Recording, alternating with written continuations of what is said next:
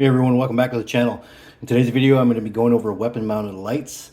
I'm going to be giving you some of the lessons that I've learned on my experience, my insights, some of my preferences that I have picked up over the years.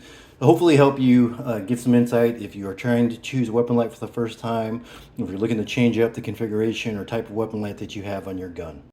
Now, I will say that, what is the right light? What is the light that you should choose for a gun? A lot of this has to do with personal preference, what your needs are, what type of use that you're going to be putting it through, along with some multiple other factors. But there isn't just one perfect light for a weapon mounted choice. And I'd also like to say, while some of the stuff that I'm going to present in today's video, some of it is just, pretty much fact. A lot of it is also very subjective. So again, what I'm saying, I'm not saying that that's the best. That's saying that's what's best for me or what works for me. So, whatever it is that you want to do out there or whatever light you want to choose, hey, more power to you if that's what really works for you. This video again is just based on the things that I've experienced and learned, and some of the things that I like to take into consideration for when you're looking for a light for your own. So just to give a little bit of background and history on my experience with them, while I have had handheld lights mounted in ring locks in the past, I got my first dedicated weapon light back in 2020, and that was the Olight Odin. When that first came out, I didn't really know a whole lot about weapon lights, and I was definitely in the camp of, I'm not spending hundreds of dollars on a light. It's just a flashlight. It's not that big of a deal. Why would you spend that much for a light? I had that light for a couple of weeks when I was switching the mount on it, and I dropped it onto my tile floor. So from about tabletop height, you could say maybe waist height, hit the ground. When I picked it back up, the thing would not function correctly. Sometimes it would work, sometimes it wouldn't work. I guess I probably could have tried to file a claim with Olight. I didn't even bother. I moved on, perusing the internet forums, the different Facebook groups. You see a lot of people trashing Olights. That was my first experience with them, and wasn't super pleased with that. I decided to go ahead and spend the money and get a Surefire M600 dual fuel. Those lights, typically when they're not on sale, they run about $275. 1500 lumens when you run them on a 18650, though they do also run on CR123s but have a lower output rating. I was super stoked with that light. I'm like, here you go, my first real professional light. Was very happy with it. And additionally, other guns that I picked up while I had that Surefire, I picked up a Streamlight ProTac Rail Mount 2, which I believe it's around 625 lumens. Runs on a pressure pad. You can either choose between a Clicky tailcap or a pressure pad. Both of them come in the kit, and I had that mounted on my Tavor SAR. So again, while I was super happy with that light for probably a few weeks, one night I went out in my backyard late at night, everything was dark. That house that I lived in was in a subdivision that had a retention pond, and there was all houses that went around the retention ponds, and all the houses backed up to it. So I went out there one night to see how well illuminated outdoors. And well, up to that point, I had only done it around my house, and 1500 lumens, even 625 lumens, like the Rail Mount 2. That's plenty of light indoors, though I will say that 1500 lumens definitely lights up brighter in a bigger area than the 625 lumen ProTac 2. So I went outside and I decided to go shine it out in the backyard to check out the illumination qualities of it. And the lot in those subdivisions, I believe they were all quarter-acre lots. So standing on my back patio, shining it across in my backyard, directly across to the pond, I noticed that the lowly little 625 lumen ProTac 2 could shine that light further than my 1500 lumen $275 Surefire M600 DF. And while the ProTac 2 or Rail Mount 2 could shine not only to the edge of the property, across the retention pond, and then I could see into the house on the opposite side of the pond's living room, the Surefire could barely make it to the edge of the water before you lost your illumination capability. And I was absolutely blown away. And that was the first time that I learned the lesson that when it comes to choosing a weapon light, Lumens is not as important as candela, and one of the ways that I can kind of compare that to, lumens is how bright a light can get, and candela will be your throw or the intensity of that light. So I compare it to like a water hose. Let's just say that the water pressure on the spigot outside your house comes out at, say, I don't know, let's say 50 psi. If you hook a garden hose up to it and without any type of nozzle into the end of the garden hose, once you open your spigot, you're going to get as much water as you possibly can coming out of the end of your hose, but it kind of only shoots out a few inches and then arcs back down to the ground. Whereas you'll notice if you take a spigot to make a real concentrated stream, it can take that same 60 psi and squirt it a lot faster, though it's going to be a smaller beam versus the whole, full open-ended hose that volume that's going to come out. It's just going to shoot a lot further, and that's really a big difference, or a comparable metaphor when it comes to the difference between lumens and candela. It squeezes it. Higher candela lights typically have a smaller hotspot on them and less spill, and it's able to throw those lights farther. So while I was now very disappointed with this fancy, big name flashlight that I had bought in the meantime, I had picked up a couple of others, like the Streamlight HLX. The HLX came out, I believe, after the Surefire M600, when manufacturers started really coming out with super high lumen lights. The HLX is a great light, Streamlight. While their products aren't 100% made in America, some are pieced together here, some are completely made in China. But Streamlight has been a very respectable brand that has a lot of use amongst emergency responders, so police officers, search and rescuers, paramedics, firemen, and whatnot. So while the HLX, it definitely has more lumens compared to the Railmont 2. It does also have more candela. I do believe that it's around 30,000 candela. And one thing when it comes to candela rating, I feel, again, I don't know this for absolute fact, but once you get to about 20,000 candela, there's a really big difference between 15,000 candela and 20,000 candela, and a really big jump once you get to between 30 and 50. But it seems to me with the lights that I have, anything over 50, the throw doesn't seem, it's not as impressive as you see it jump between a 50,000 lumen light, or I'm sorry 50,000 candela light and a 70,000 candela light, as you see between a 16,000 candela Surefire 600 and a 22,000 candela ProTech Railmont 2. So for me, I do feel that candela is the absolute most important thing. I want intense light. Now, that may not work for everybody. If you feel that you don't, you're never going to go outside with your gun, which, even with me, I still live in a suburban area. There should be no reason that I'm going outside of my house in a real probable situation that I would be within the limits of the law. Having a really floody light like the Surefire, it should be definitely good for a home defense gun. But one of the other advantages, or I should say, one of the things you hear people talking about is like, well, I don't want a gun that has so much of a hot spot. I want it to have more flood. While high candela lights definitely have more of a pinpoint hot spot, they do still have usable spill that allows you to identify targets. And I do want to circle back real quick and talk about between spill and flood. Or say hot spot and flood / spill, if you don't already know. In a light, with a weapon light, right in the center, when you shine a light on the wall, you're going to have a really intense, super bright light. And then around that, you're going to have a circle of light that kind of spills out of the center hotspot. And when I mention hotspot, when I mention spill or flood, that's what I'm talking about. But talking about, super high powered lights for home defense, you see on the forum, some people say, hey, I don't need a light that bright. That's not necessary for inside my house, or I'm going to blind myself when I shine that off my light colored walls.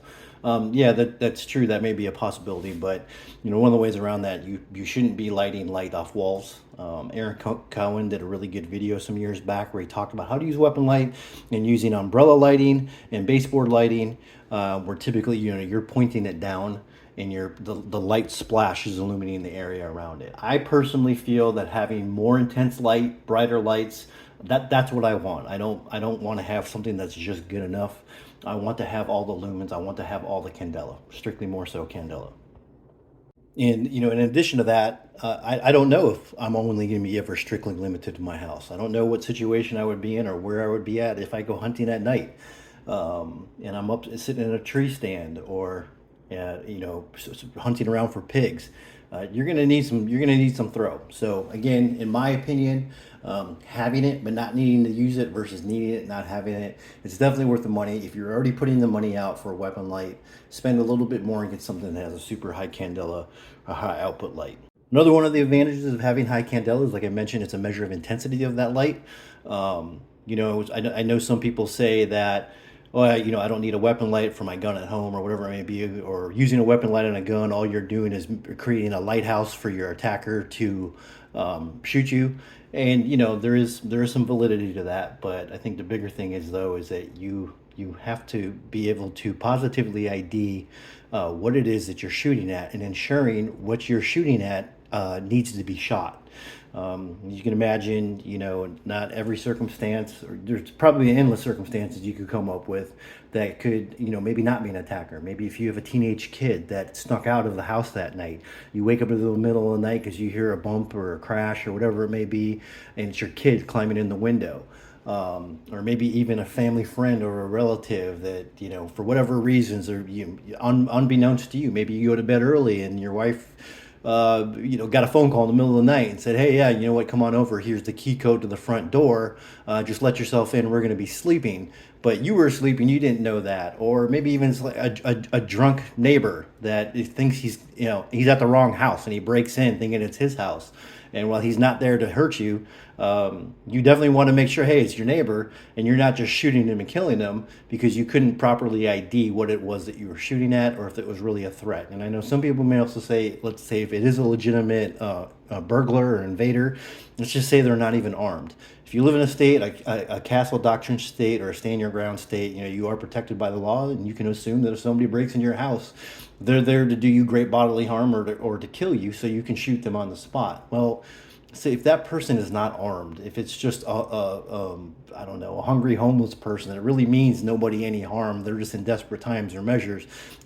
You shouldn't want to shoot somebody. Well, at least that's my opinion. So again, having a weapon light mounted on your gun so you can have positive identification is a bigger need than worrying about somebody shooting at you. And because they're posted up in a spot in your house or a corner behind your couch, and you're walking around with a weapon light, presenting yourself like a lighthouse. I think the pros versus cons for having a weapon light far exceeds not having one.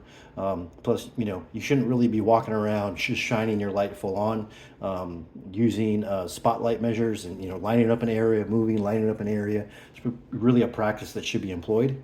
But going back to where the intensity, having high candela, ramping up the intensity of those lumens is useful. Besides having good throw, when you shine a weapon light at somebody that has a high candela light, you aren't really giving off that whole lighthouse effect. I'm gonna drop in some pictures in this video, but when you have a high candela light being shined at you, you don't see just a beam of light to shoot at. It is a wall of light that is really blinding and really almost hard to look at, where you have to turn away from it. And a perfect good example, which I'll highlight, where lumens versus candela. The difference is that I had a Streamlight TLR7 that has 500 lumens and 5,000 candela, and I also have some Arasaka lights that have the Melkoff heads, the E2XTL, that has 500 lumens but 55,000 candela. So that difference in candela, and it's the pictures I'm gonna drop into the video, are the view of the light being shined at the camera, and you'll see that effect that I'm talking about, where that wall of light versus seeing just a little beam of light to shoot you at. So moving on to weapon light choices and some of the particulars. Whenever I see on the forums or any of the Facebook groups where people are asking for weapon light recommendations, if you're looking for a budget option, the HLX, Streamlight HLX is a really great option. It gives great output. It is very bright. It is dual fuel. Dual fuel meaning it can use a 18650 battery or CR123As. So 18650s are rechargeable one-piece batteries, a little larger in diameter. CR123s are smaller. They do make rechargeable versions of them, but they don't last very long. But the Streamlight is, again, it is a solid option. What you get with it is you get, as you see here, a pressure pad, or you can twist this off and you can use a Clicky tail cap. What you choose to run, whether it be a Clicky tail cap or a pressure switch, is a huge personal preference. Definitely, if you have a Clicky tail cap, you don't have to worry about cable management or anything snagging, or where you're going to put your pressure pad. This year is a friend of mine's Bren M2, CZ Bren M2 upper. Me personally, he's right-handed, I'm left-handed. This doesn't work very well for me ergonomically. I don't know what other options he's tried messing around with, but this isn't ideal for me. But with the Streamlight option, you do not have the option to run both a Clicky tail cap and a pressure switch on it, like you can with some of the Surefire tail caps. And besides having, I think I've had 3 HLXs and the rail mount 2 along with rail mount 1s. One of the downsides about the Streamlights, while they are very solid performers, their pressure pads absolutely suck. They are known for developing dead spots. I had ones that went dead just sitting in the safe. I take them out every once in a while and mess around with them. But sometimes, like, you would press it here and the light wouldn't react, but if you pressed it up here, it would react. Or sometimes you'd press everywhere and it wouldn't turn on. And sometimes it would. They changed them out on warranty, but that's not a very good feeling to have, knowing if you go to pick your gun up, not knowing if your weapon light is going to work or not. I've read that the tail caps can have the same issue. I never experienced that personally, but I also very rarely, hardly ever use the tail cap. I always typically use the pressure switch. One way around that is that Arasaka makes an adapter so that you can take off the Streamlight tail cap and you can use Surefire tail caps. And Surefire tail caps are definitely a little bit more solid, especially with the pressure pads. And besides using Surefire pressure pads, you can use things like the mod button light. You can use the Unity hot button. So that definitely makes them a little bit more bomb-proof, so to speak. But it adds up the price. If you already paid, say, $130 for the Streamlight, I want to say the Arasaka tail cap adapter is another $40. If you buy the simple Surefire UE tail cap, which is a socket only, so you don't have a button on there, that's going to be about another $50 if you buy DS tail cap, which is the ones that have the socket and the button on there, so that you have a backup. That's going to be over $100, so it adds up very quickly. So in my opinion, if you're going to do all that, you might as well just buy something a little bit better than the Streamlight. But again, that is just my opinion. And since I mentioned them, I do want to show them real quick. The difference between the Surefire tail caps, when I say UE and socket only, you can see right here on my Divorce-R, if the camera will focus. Here's where the end of the light body is. This is the cap, and this is where the pressure switch moves into it. As you see, it is a socket only. There is no button back here, so the only way that you can activate the light is by activating the pressure pad. Versus the DS00 tail cap, which is personally my favorite. As you see there, it has a socket. It is longer in length, so it adds some length to your overall light package. But it has a socket along with a small button that allows you to activate your pressure pad. So you got both. In the event that your cable gets cut, your pressure switch fails, you still have the ability to activate your weapon light by using the small button over here, or if you switch hands. And again, I'm left-handed, that's why my light is mounted on the left side of the gun. But if you switch it up, or if a right-handed shooter uses your gun, they have the ability to still activate the weapon light. But then there's also the option of running just a Clicky tail cap only. These ones here are the Surefire Z68s. I know a lot of guys, you see them on the forums, they don't want to add all the extra clutter having a pressure switch on there. So they strictly like to run the Clicky tail caps. Besides Surefire, I know Arasaka makes ones also. Kind of neat about these tail caps is if you press light pressure, they can be momentary, but you can also press the button a little harder. You heard it click, and then you can have constant on. So you have the option between them. I haven't used the air socket ones. If I remember reading correctly, they are momentary only. But if you mess with screwing them off with certain tension, I think it offers a constant on option. I might not be 100% correct on that one, but those are two offerings that you have there. Another thing about running Clicky tailcaps only is that, there's a cost savings there. You can buy these for $28 on Amazon even, and you won't have to spend the money again on a UE or DS tailcap, along with a pressure switch. Again, it saves you quite a bit of money, and really uncomplicates your weapon light setup. Now I want to mention weapon light size. You see two examples here. These are both air socket weapon lights that have the Malkoff E2 XTL head on them. The longer body is a 18650. The shorter body is a 18350. Here is a comparison between those two batteries. Longer battery. This is a Surefire rechargeable 18650. This one here is an Orbtronic. You see the difference between them. So I used to run the 18350 sizes on some of my shorter guns, like my Mark 18. One of the things that I don't like about 18350, the smaller batteries, where they are definitely more compact, the runtime on them is way shorter than what you get out of a 18650. 18350s, you're going to get about 35-40 minutes worth of light, and when you're running a 18650, you're going to get close to an hour and a half. So to me, running the largest light that you can, or the larger body, so you can run it 18650s is worth it to me. In fact, this is the only 18350 size light that I own anymore, and I only have that here on my AKV because having the larger body would really interfere with my grip. I did not want to run a pressure switch on this side, or on this gun. I want it to be a thumb cap, so I had to have a shorter body. Plus this gun here, my AKV, it would probably be one of the last guns that I would ever use in a defensive situation, just because I have several other ARs and more powerful guns. But that's something to take in consideration. There's also options for light heads, which Malkoff makes, that you can buy guns that have that run on CR123s or 16650s. 16650s are similar in size to the 18650, except they're a smaller diameter. They don't have as much runtime on them, and they are a lot less readily available than 18650s. So something else to keep in consideration. But also, it is handy having dual fuel capability, just kind of like in a pinch. You may have a whole big stash of CR123s, and maybe only a couple spare 18650s. So in a pinch, if you can have the ability to run either battery, CR123, two CR123s, or one 18650. Malkoff, there are heads out there that do offer that. Originally Mod Light would not allow you to do that.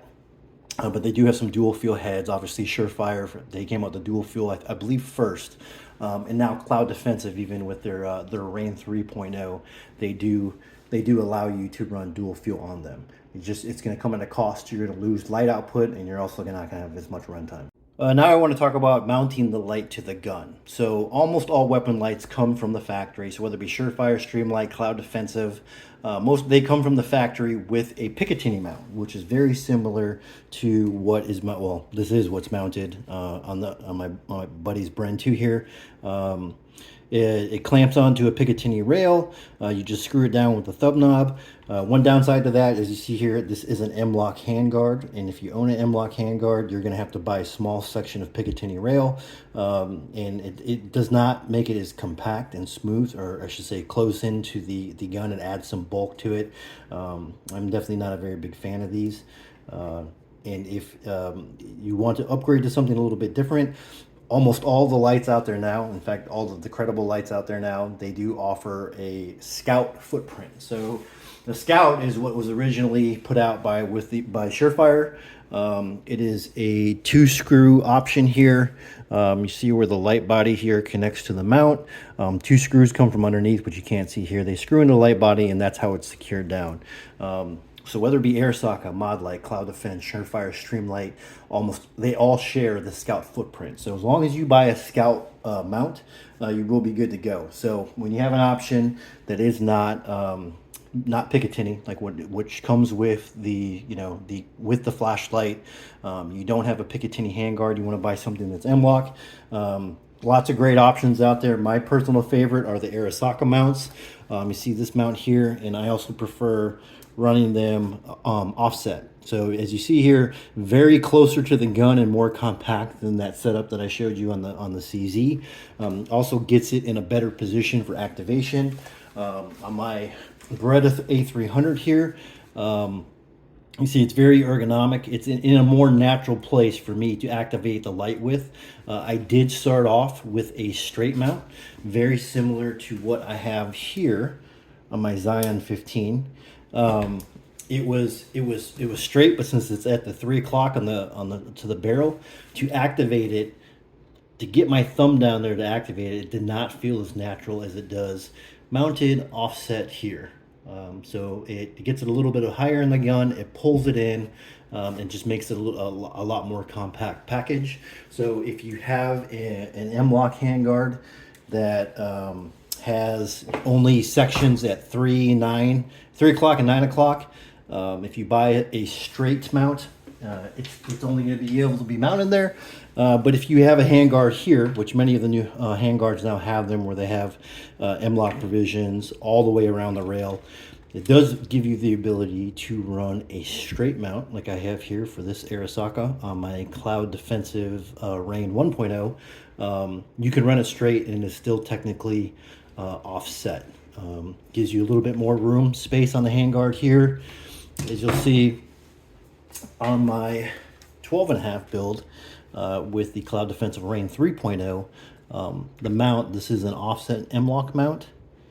It does, not that it takes up a whole lot of room, but it, you lose some real estate here versus having it here. But like I previously mentioned, with this particular handguard, it does only have M-LOK holes or slots on the sides at 3 o'clock and 9 o'clock. I want to talk about pressure switches now. So if you choose to go with a pressure switch over a Clicky tailcap, some of the options out there, you have the mod button light. You have the Unity tactical hot button. Surefire, obviously, they have their pressure switches, the ones that the grabbers that mount onto the handguard or Picatinny rail, also along with ones that you need a mount for. All great options. I will say though that if you buy a higher voltage light, such as the mod light, you cannot run a Surefire tailcap. Well, let me take that back. You can run not a Surefire tailcap, a Surefire pressure switch. These have a lot higher voltage than what the Surefire M600s do. And if you use a Surefire pressure switch, you are going to have reduced output. They say it's about 20%. And I will say that with my first mod button or mod light that I got, it was the OKW. I was running a DS00 tailcap and I was running an SR07 Surefire pressure switch, and I would go back and forth between hitting the pressure switch and the tailcap, the pressure switch and the tailcap, and I wouldn't see any difference between them. So I don't know if maybe I just got lucky or whatever it may be, but one day I was going back and forth, and again, it wasn't on this gun. Obviously, you see I have the Unity hot button here. I was going back and forth between them, and I had them both pressed at the same time, and I accidentally released the pressure switch before I released the tailcap instead of just alternating them. And when I did that, I did see that the output dropped. It was nothing dramatic whatsoever. It was barely anything, but that's where I discovered, and I got to see for myself. Again, it was so small that you can't see it alternating. You don't notice it, but when you pressed both and you release the pressure switch, you saw that power drop. So that got me away from the Surefire pressure switches because I don't have any Surefire weapon lights anymore. But I will say, if you really prefer running the Surefire pressure switches and you are running a higher voltage weapon light such as the mod light, the output's not that much different. So if you really love Surefire pressure switches, just go ahead and run them, and you won't have any. Again, it's not really that big of a deal. You're not really losing that much. Talking about the hot button, this is definitely my favorite pressure switch. Offered in 2 versions. You have an M-LOK like you have here, and then they also have a Picatinny version that I have on my Mark 18. Obviously, Picatinny versions can only be mounted to the top. I mean, I guess you could get on an M-LOK handguard get a small section of pick rail mounted to the side, but I feel that ergonomically it would not be very practical. I really like having my Unity hot button offset over here at the, well, I guess it would be about the 1 o'clock position. It feels great when I'm gripping the gun. I get a nice firm grip on it, and then I'm able to just move it over with and just activate the light without accidentally activating the light like you do have on the Picatinny version, which I do have right here. So here's the Picatinny version. It can be mounted at 12 o'clock only. You do have to be a little bit more cognizant that you're not actually doing a negligent discharge of light if that is a concern for you. Do you want to kind of jump over a little bit and talk about, since we talked about mounting the light also, in muzzle placement or light placement in relation to your muzzle. So whether you are using a can or you're not, before I ever had a can, and you see here this light it's the way it's mounted, it sticks out quite a bit past the muzzle device or the suppressor mount. Before I had that, I would mount all my lights right here to the end of the flutes or the cutouts of the muzzle device. Now, any quality light is going to be able to take the abuse or the muzzle blast coming off of the gun. And when you do that, again, you typically adds carbon stain to the side of the weapon light and then really dirties up the front of the lens. And while there are provisions you can do, like I think they're called cleanse, and they're little covers that go over the front of the light so you can just peel them off and stick them back on when it gets very dirty. Some people don't mind that whatsoever, but in my opinion, what worked for me was that when I had my light mounted, again, considering you have no suppressor, and having it mounted right back here to the sides of the flute, it would not get the light dirty, it would not carbon stain the light up, and it produced absolutely zero muzzle shadow from the gun. And when I talk about shadow, what I mean is when you have a gun where the light or the muzzle sticks out much further than the end, such as like my Mark 12 or even on my Beretta A300, it's that extension of the barrel, handguard, whatever it may be, it does get in the light or in the way of the light and produces a shadow. So when you shine it at a wall, you can see a shadow from the muzzle or from the handguard. I will say that it's not as big of a deal as some people make it out to be. You see here, I can't possibly mount this light any far further. And when I shine my suppressor on the wall, it does have quite a bit of shadow, but it does not protrude into the hotspot. Now, if all I'm looking at is that muzzle shadow, sure, it can bother your OCD or whatever it may be, or you may think it's impediment. But when you focus on what you're looking at, like when I'm LARPing around my house and I'm shining this thing around, and I'm looking at the again, like search mode, you don't even hardly notice that the muzzle shadow is there whatsoever, even with a can. The can obviously makes it a lot worse. You see there, the shadow is produced because the light, or the can here, is blocking part of that hotspot, which you can see it there. There's the shadow right there that gets in the way. But you know, you're really looking more in the area of this hotspot right here. You won't even notice that the muzzle shadow's there.